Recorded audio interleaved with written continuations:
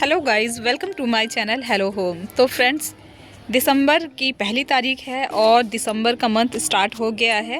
दिसंबर के मंथ में वैसे तो जनरली ठंड का मौसम रहता है, बट इस साल जो है अभी तक दिसंबर में जो है दोपहर में आप धूप में खड़े नहीं हो सकते। और मैं इस वक्त दोपहर का टाइम ही है जब मैं ये वीडियो बना रही हूँ। और इस वक्त मैं जो सन की साइड को ऐसे फेस करके खड़ी हो रही हूँ ना, तो ठीक से नहीं खड़ा हुआ जा रहा है, लेकिन सुबह शाम की ठंड हो रही है। लेकिन अगर यही टेम्परेचर सही रहता, मतलब अगर हमारे एनवायरनमेंट में जो चेंजेस आए हैं, गलत चेंजेस वो नहीं होते, तो इस वक्त आपको अच्छी खासी ठंड दोपहर के टाइम भी लग रही होती और आपको लगता कि मुझे धूप में बैठना चाहिए। और जो धूप की गर्मी और धूप का ताप है ना, मतलब सूर्य का ताप है, वो बर्दाश्त करने लायक होता, वहाँ बैठने लायक, मतलब अच्छा लगने लायक होता। बट ऐसा नहीं है। ये सारी चीज़ों का जो प्रभाव है हमारे प्लांट्स के ऊपर भी पड़ता है, और इसी वजह से कई ऐसे फ्लावर प्लांट जो अभी तक इस समय नहीं खिलना चाहिए वो खिल रहे हैं, और जिनको खिलना चाहिए वो अभी तक खिल नहीं रहे हैं। ऐसी चेंजेस हमारे गार्डन में देखने को मिलता है। चलिए आज बात करते हैं हम एडेनियम के ऊपर। एडेनियम के ऊपर हमें जो बात करनी है वो दिसंबर से रिलेटेड है, यानी कि ठंड से रिलेटेड है, विंटर सीजन से रिलेटेड है। एडेनियम जो है वो एक हार्डी प्लांट है, लेकिन सर्दियों का जो मौसम होता है उस वक्त एडेनियम जो है वो डोरमेंट हो जाता है, यानी कि आराम करने चला जाता है। उस वक्त वो नाजुक हो जाता है और उस वक्त हमें एडेनियम की बहुत ज़्यादा केयर करने की ज़रूरत पड़ जाती है। तो आज के वीडियो में हम एडेनियम के ऊपर ही बात करेंगे। अगर मेरी वीडियो थोड़ी सी भी इन्फॉर्मेटिव लगती है, आपको पसंद आती है, आपके लिए कुछ काम की लगती है, तो मेरे वीडियो को लाइक करें, साथ ही साथ शेयर करें उन सभी फ्रेंड्स एंड फैमिली मेम्बर्स को जो गार्डनिंग पसंद करते हैं, एडेनियम प्लांट को पसंद करते हैं। चैनल को सब्सक्राइब कर जाएं, वो भी बेल नोटिफिकेशन के साथ, ताकि आगे जो भी इन्फॉर्मेशन, जो भी वीडियोस मैं बनाऊंगी वो आप तक पहुंच सके। तो चलिए ज़्यादा देर ना करते हुए हम वीडियो की शुरुआत करते हैं। तो यहाँ पर आप देख रहे हैं एडेनियम के सभी प्लांट्स इस तरह से रखे हुए हैं। एडेनियम में अभी भी आप देख रहे होंगे कि ढेर सारी फ्लावरिंग हो रही है।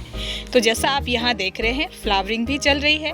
इसी के साथ साथ आपको एक और चीज़ नज़र आ रही होगी कि फ्लावर्स के साथ में ये सूखा लीफ, और वो भी कहाँ, प्लांट के टिप के ऊपर। तो ये जो है ना, ये जो लीफ सूखा हुआ है, ये कोई घबराने वाली बात नहीं है, घबराने का कोई ऐसा साइन नहीं है। ये नॉर्मल है। ये नॉर्मल इसलिए है क्योंकि अब जो है एडेनियम प्लांट जो है वो डोरमेंट हो रहा है, यानी कि आराम करने जा रहा है। तो ये अपनी लीफ जो है वो गिरा देता है। अभी आप ये प्लांट देख रहे हैं, इसमें अभी अच्छे खासी लीफ है। लीफ हमेशा ही, हर रोज़ ही सूख कर गिर तो रहे हैं, लेकिन उसके बाद भी बहुत सारी लीफ बची हुई है।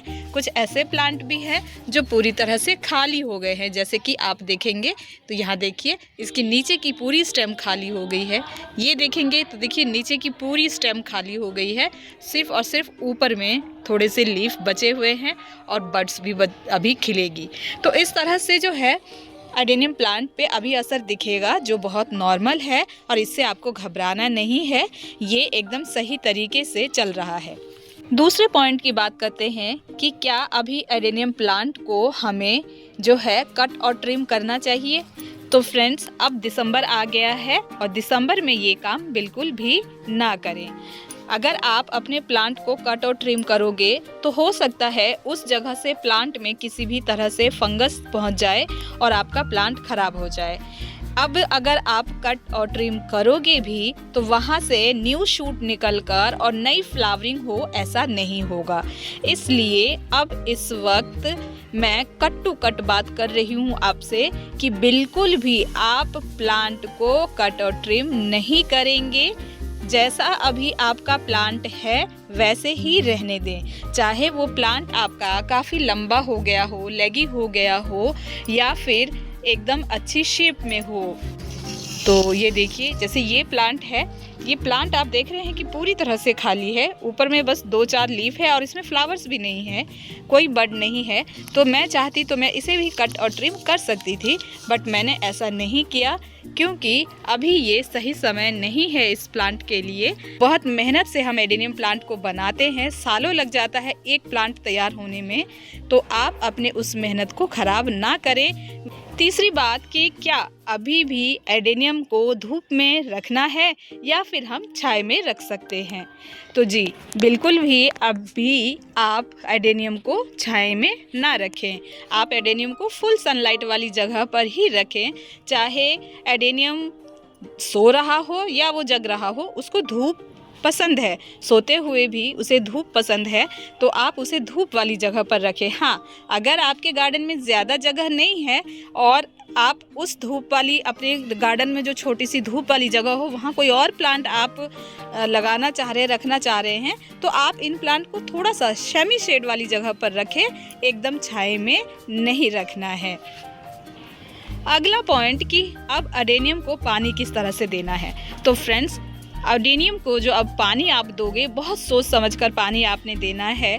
जब तक आप देखें कि एडेनियम की मिट्टी गीली है, जैसा कि आप यहाँ पर देख रहे हैं, ये देखिए इसकी मिट्टी जो है वो गीली है।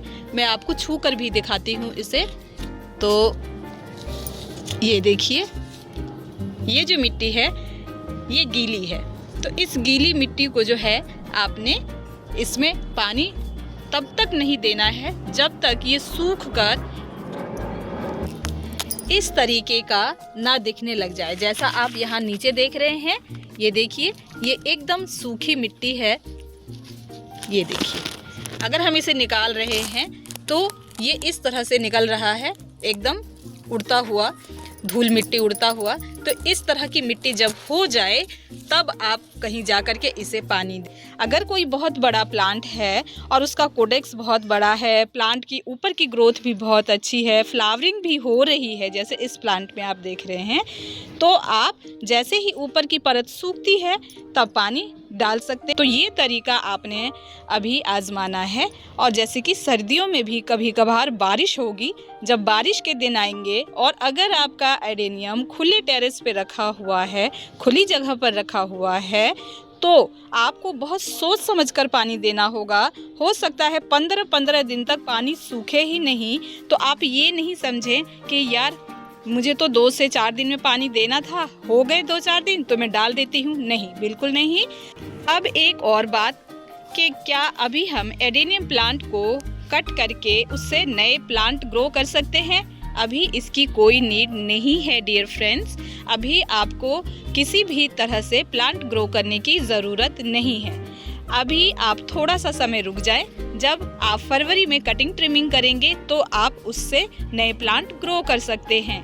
और अगर प्लांट आप बीजों से ग्रो करना चाहते हैं तो अभी आप बेवजह बीज खरीद कर प्लांट को ग्रो ना करें। एक और बात कि क्या इस वक्त हम प्लांट को रीपॉट कर सकते हैं, यानी कि एक पॉट से निकाल कर उसे दूसरे पॉट में शिफ्ट कर सकते हैं, तो वो भी अभी बिल्कुल ना करें। अगर बहुत ही ज़्यादा नीड है किसी प्लांट की तो आप पार्शियल रीपॉटिंग कर सकते हैं। जैसे कि आप यहाँ पर ये एक प्लांट देख रहे हैं मेरा, इसमें आप देखेंगे कि चारों तरफ कहीं भी इसमें कोई जगह नहीं है। प्लांट का जो रूट है वो रूट पॉट को टच कर चुका है और इसमें कोई जगह नहीं है, बिल्कुल भी जगह नहीं है। तो चाहें तो इस तरह के प्लांट को आप पार्शियल रिपोर्टिंग कर सकते हैं।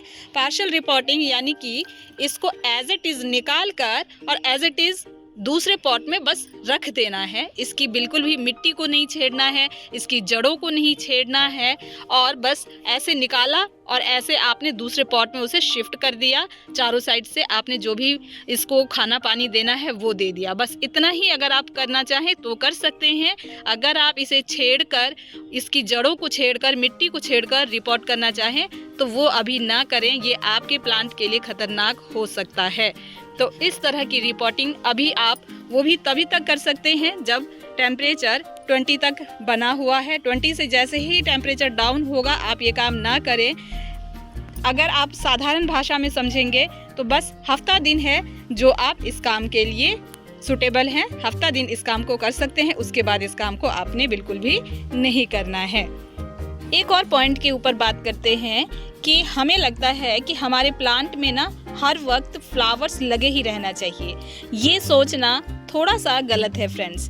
जैसे हम इंसान काम करते हैं और उसके बाद हमें भी थकान होती है, थोड़ा सा हमें भी आराम करने की ज़रूरत पड़ती है, ऐसे ही हमारे प्लांट होते हैं। हमारे जो प्लांट होते हैं ना, ये पूरे टाइम वर्क करते रहते हैं और हमें फ्लावरिंग देते रहते हैं, बट कुछ समय ऐसा इनको भी चाहिए कि वो थोड़ा आराम करें। तो ऐसे टाइम पर आप बेवजह उन्हें फर्टिलाइज नहीं करें। आप उनमें फर्टिलाइज़र दे देकर ये नहीं समझें कि आप उसको फर्टिलाइज़र देते रहेंगे और वो आपको फ्लावर्स प्रोड्यूस करके देता रहेगा। ऐसा नहीं है, आपको ये फ्लावर्स नहीं दे पाएंगे और ना ही ये अपनी लीफ को बचा पाएंगे। इनकी लीफ भी गिरेंगी ही और ये जो फ्लावर्स है ये प्रोड्यूस होना भी बंद हो ही जाएंगे। खाद वगैरह जो है वो अभी इस वक्त बिल्कुल भी नहीं देना है। ज़्यादा से ज़्यादा एक कोई गर्माहट वाला, जैसे कि सबसे अच्छा जो मैं आपको खाद बताऊंगी जो ऑर्गेनिक है वो है सरसों खली।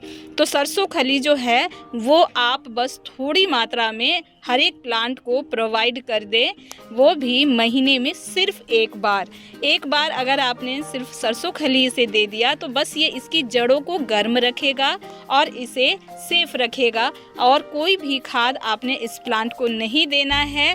कहीं से आप कोई वीडियो देख रहे हैं कि ये खाद दो, वो खाद दो, ये फर्टिलाइज़र दो, ऐसा हो जाएगा, वैसा हो जाएगा, सारी चीज़ों पर ना जाएं और आप अपने अकॉर्डिंग अपने प्लांट को समझकर और फिर काम करें। प्लांट की हर टाइम की अलग रिक्वायरमेंट होती है और इस वक्त जो इसकी रिक्वायरमेंट है वो है बस इसे आराम करने की। तो बेवजह फर्टिलाइज़र डालकर अपने प्लांट को ख़राब आपने नहीं करना है। ये जैसे हैं इनको वैसे ही रहने दें, ये आपके प्लांट ख़राब नहीं होंगे। हाँ, ज़्यादा फर्टिलाइज़र देने से ये प्लांट ज़रूर ख़राब भी हो सकता है। मैं पिछले करीब 3-3.5 साल से एडेनियम प्लांट को समझ रही हूँ। एक मदर प्लांट ये वाला मैं ख़रीद कर लाई थी, ये मदर प्लांट है और इसी से मैंने ये इतनी सारे कटिंग के द्वारा प्लांट तैयार किए हैं। और ये सभी पे मैंने यही समझा है कि साल में एक वक्त ऐसा आता है जब इस प्लांट को कुछ भी नहीं चाहिए, इसको कोई छेड़खानी नहीं चाहिए, इसको खाना भी ढंग से नहीं चाहिए, पानी भी नहीं चाहिए ढंग से, और बस ये ज़िंदा रहना चाहता है, आराम करना चाहता है। जब ये फरवरी से उठ खड़ा होकर पूरी एनर्जी के साथ अपने काम में लगेगा तो उसके लिए आपको 2 महीने का इंतज़ार ज़रूर से ज़रूर करना है। तो बस इसी केयर टिप्स के साथ आप अपने सभी एडेनियम प्लांट की केयर करते रहें।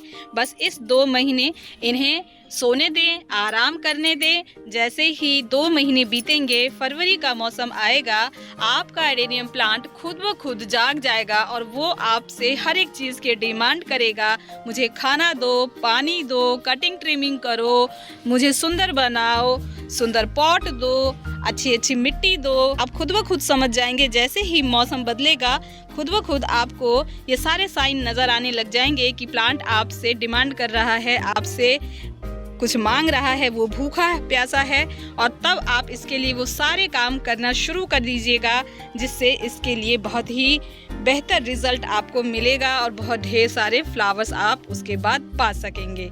तो ये थी मेरी आज की एडेनियम प्लांट के ऊपर, एडेनियम प्लांट केयर जो हमें दिसंबर में करना है उसके ऊपर वीडियो। अगर ये वीडियो अच्छा लगा हो, इन्फॉर्मेटिव लगा हो तो मेरे वीडियो को लाइक एंड शेयर करें। साथ ही साथ मेरे चैनल को सब्सक्राइब कर लें विद बेल नोटिफिकेशन, ताकि आगे जो भी इन्फॉर्मेशन मैं शेयर करूँ वो आप सब तक पहुँच सके। वीडियो को एंड तक देखने और अपना कीमती समय देने के लिए थैंक यू फ्रेंड्स। कमेंट ज़रूर करें कि आपको इस वीडियो में क्या अच्छा लगा, क्या नहीं अच्छा लगा, क्या ये वीडियो आपके लिए इन्फॉर्मेटिव रहा या फिर नहीं रहा। मैं आपके कमेंट का इंतज़ार करूँगी। Happy gardening.